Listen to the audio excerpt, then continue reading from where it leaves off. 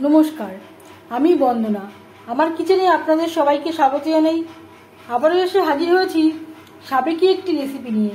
আজ আমি তৈরি করব আদা ও রসুন পেঁয়াজ ছাড়া লাউ চিংড়ি। এর জন্য আমি এখানে একটা মিডিয়াম সাইজের লাউ নিয়েছি আর নিয়েছি চিংড়ি মাছ। চিংড়ি মাছ আমি বেছে নিয়েছি, পরিষ্কার করে ধুয়ে নিয়েছি। তবে দেখে নেওয়া যাক আজকের এই রেসিপিটি। লাউ আমি খোসা ছাড়িয়ে টুকরো করে কেটে নিয়েছি। সবার প্রথমে আমি লাউ সেদ্ধ করে দেব।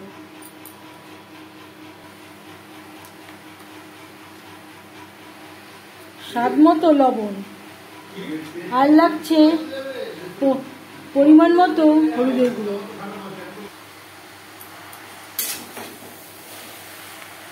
লবণ হলুদ লাউর সাথে বেশ ভালো করে মিক্সড করে দেব।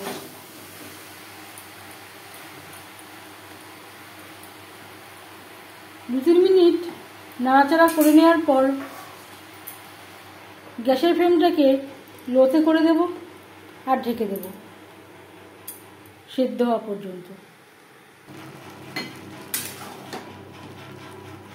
লাউ প্রায় 80% সেদ্ধ হয়ে গেছে।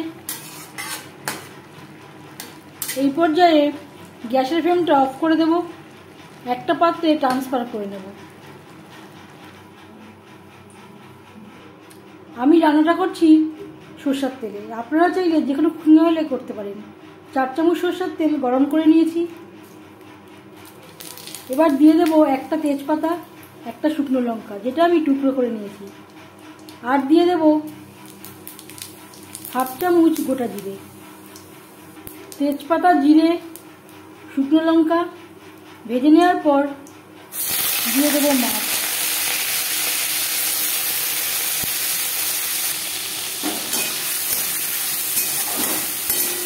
আপনারা চাইলে মাছ আলাদা করে ভেজে নিতে পারেন। আর দিয়ে দেব লবণ।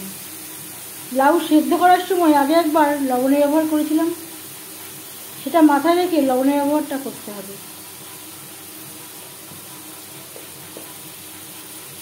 হলুদের গুঁড়ো,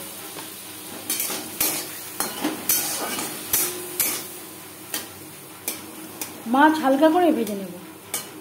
চিংড়ি মাছ যদি খুব বেশি কড়া করে ভাজা হয় তাহলে শক্ত হয়ে যায়।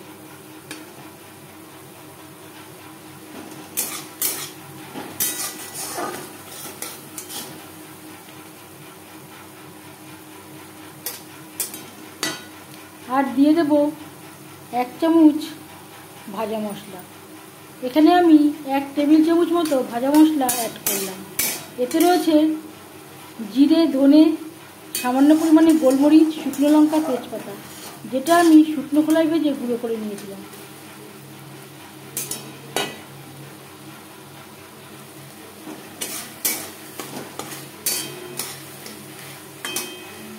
মশলার সাথে 3-4 মিনিট চিংড়ি মাছ নাড়াচাড়া করে নেওয়ার পর দিয়ে দেব সেদ্ধ করে রাখা লাউ।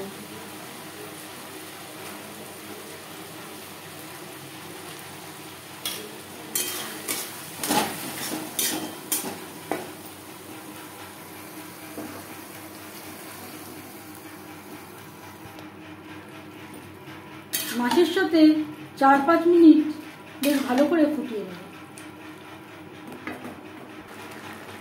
মাছের সাথে 4-5 মিনিট রান্না করে নেওয়ার পর এবার যাচ্ছি ফাইনাল স্টেপে।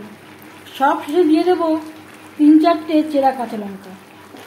কাঁচা লঙ্কা লাউর সাথে বেশ ভালো করে মিক্সড করে দেব।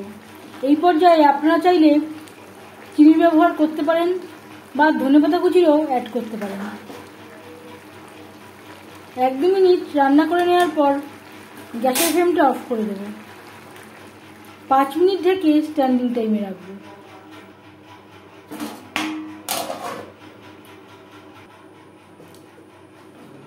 সাবেকি পদ্ধতিতে লাউ চিংড়ি রেডি সার্ভ করার জন্য।